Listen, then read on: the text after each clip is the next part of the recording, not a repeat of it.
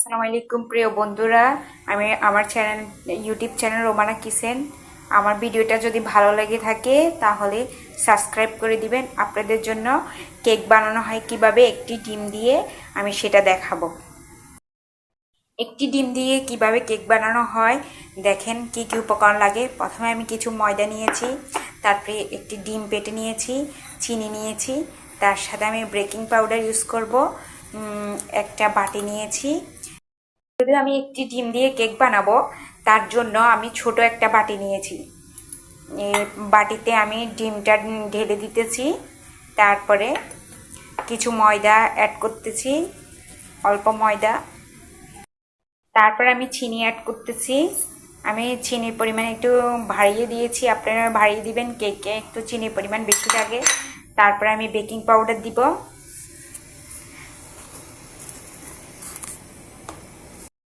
দিতেছি।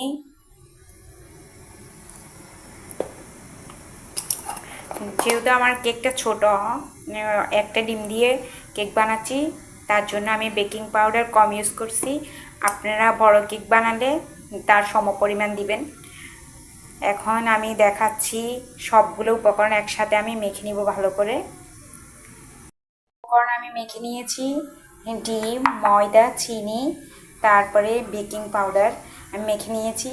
এখন একটা কাগজ নিয়েছি, একটা কাগজ নিয়েছি। এই কাগজটাতে আমি কিছুটা পরিমাণ তেল দিব, কিছু পরিমাণ তেল দিব এই কারণে যেহেতু বাটির সাথে কেকটা না মিশে যায়, ঠিক আছে, ওই জন্য আমি কিছু তেল দিব। দেখছেন, সামান্য একটু পরিমাণ তেল দিবেন।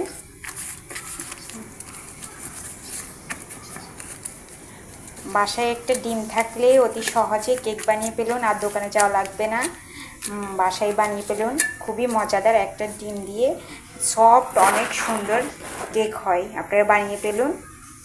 এর মধ্যে কিছু তেল লাগিয়ে নিয়েছি, তেল সহ কাগজটা আমি বাটির মধ্যে বসিয়ে দিয়েছি। এখন ময়দা, ডিম, যেসব উপকরণ মিক্স করেছি সেগুলো আমি ঢেলে দিয়েছি বাটির ভিতরে।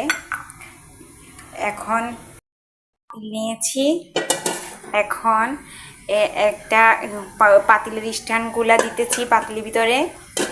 কোনো ওভেন ছাড়া, ওভেন লাগবে না, কিছু লাগবে না, ওভেন ছাড়াই আমি পাতিল দিয়ে স্ট্যান্ড দিয়ে আমি কেক তৈরি করব। দেখবেন লাগবে না, আপনাদের পাতিল রাখার স্ট্যান্ড একটা হলেই হবে।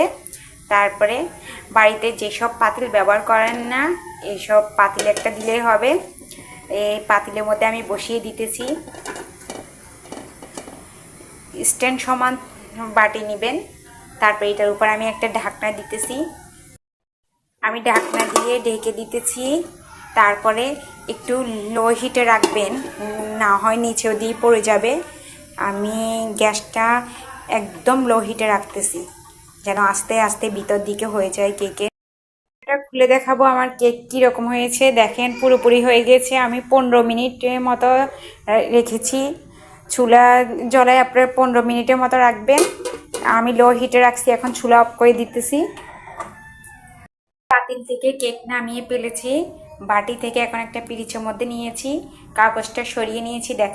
দেখেন আমার কেকটা কীরকম হয়েছে। একটা ডিম দিয়ে জট করে কেক বানিয়ে ফেলুন বাসায়, আর দোকানে যাওয়া হয়েছে। আপনাদেরকে দেখাচ্ছি, এই দেখেন ভিতরে একটু আটা নেই, আমি কাঠি দিয়ে দেখাচ্ছি। পরবর্তীতে আরেকটা রেসিপি নিয়ে আসবো। আসসালামু আলাইকুম, আল্লাহ হাফেজ।